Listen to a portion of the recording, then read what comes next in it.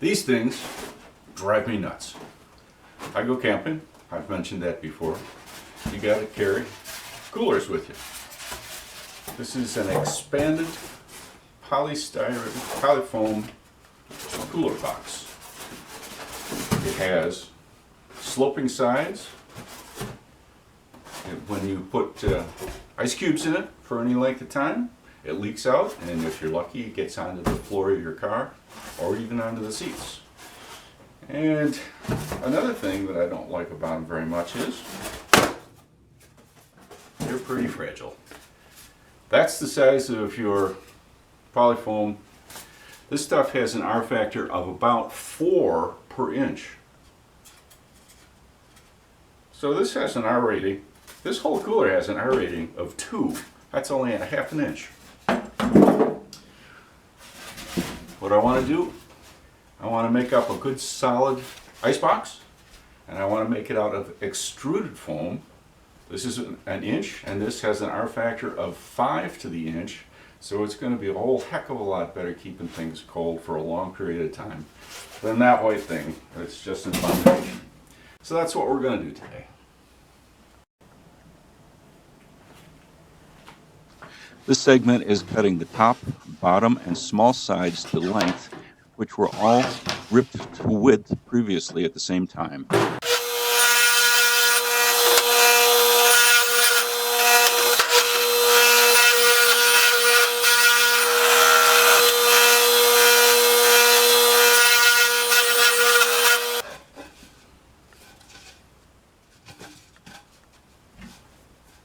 Here I'm beginning the construction of the box.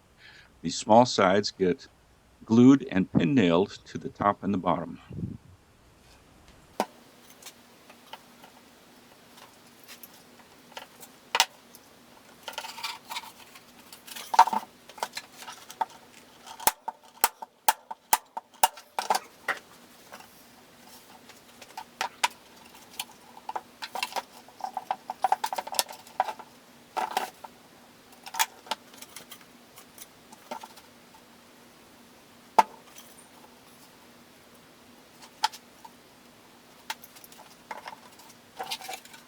Orientation of the glue joints is quite important to this. If you get out of step, then everything will be off kilter by about a quarter of an inch.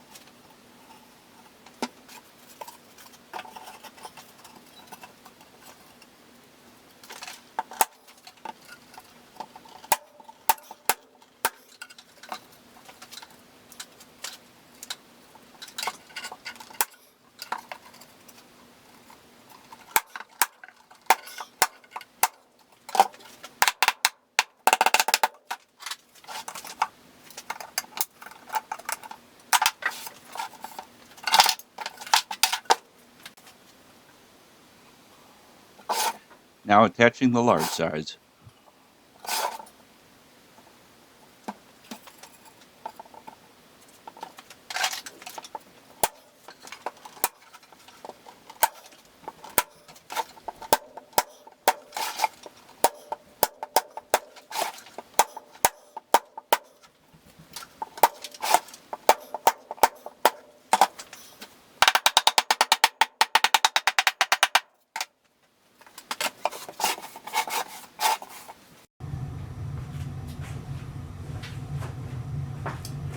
This stage, setting up for cutting the top off the box. I'm going to cut it at 1 3/4 inches.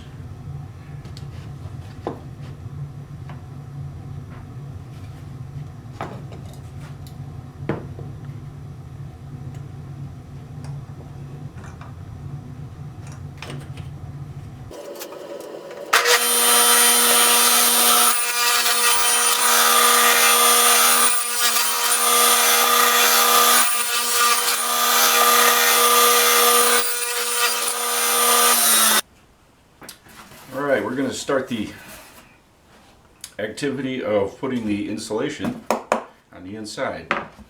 And this is really the heart of the matter.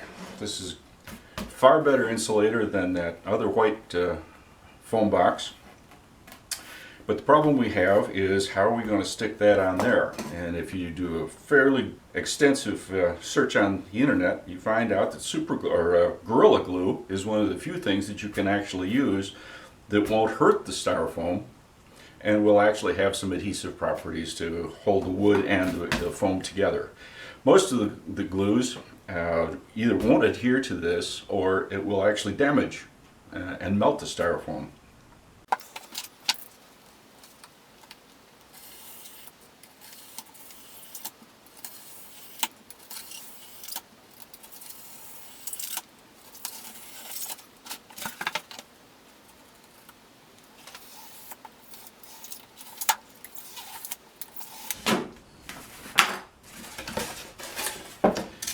Now you can certainly cut this with a saw, but it makes a terrible mess.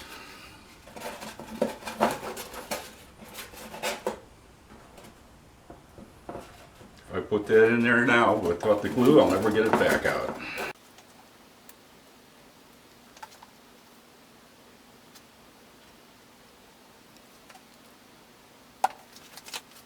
Spritz the water, since this is water activated glue.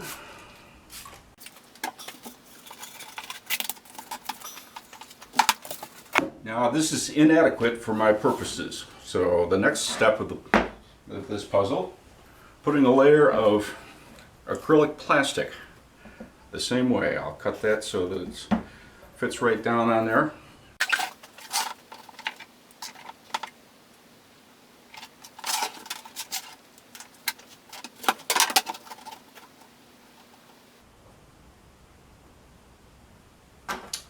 This tool is made specifically for cutting acrylic. You can use a plywood blade on a table saw to cut this, but again it makes a terrible mess, and it just isn't worth the aggravation.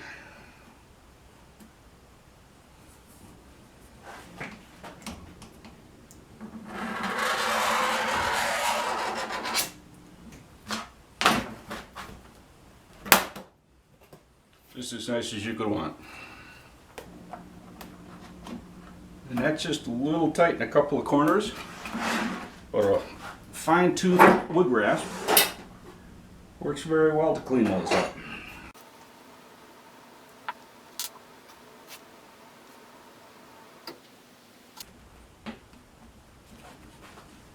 Trying to be careful so as not to crush it too much.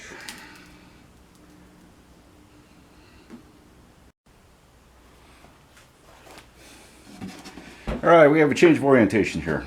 As you can see, I've put in the insulation in the bottom of the box, but I do want to show putting the insulation along the sides.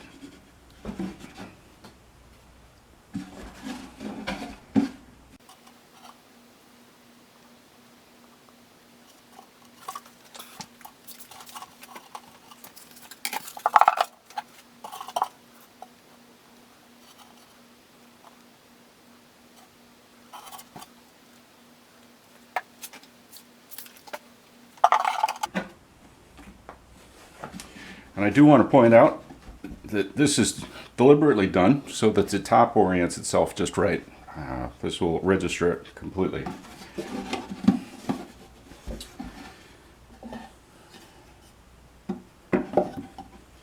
And some of you may recognize that this was a project a couple of weeks back to make these long-throated clamps, and it was specifically for this project.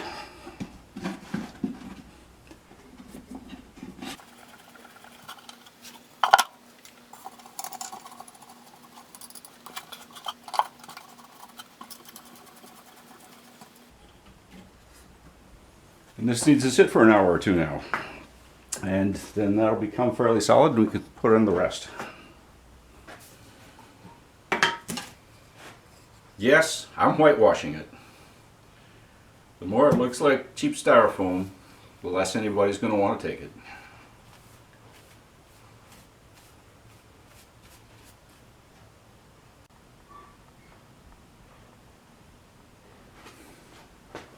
I really want this to be waterproof.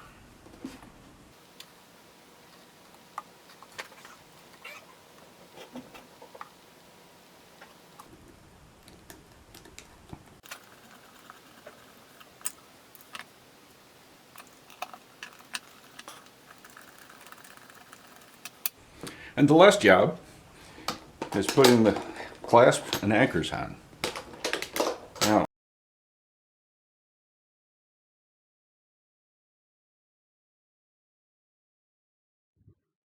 Thanks for watching. Please subscribe.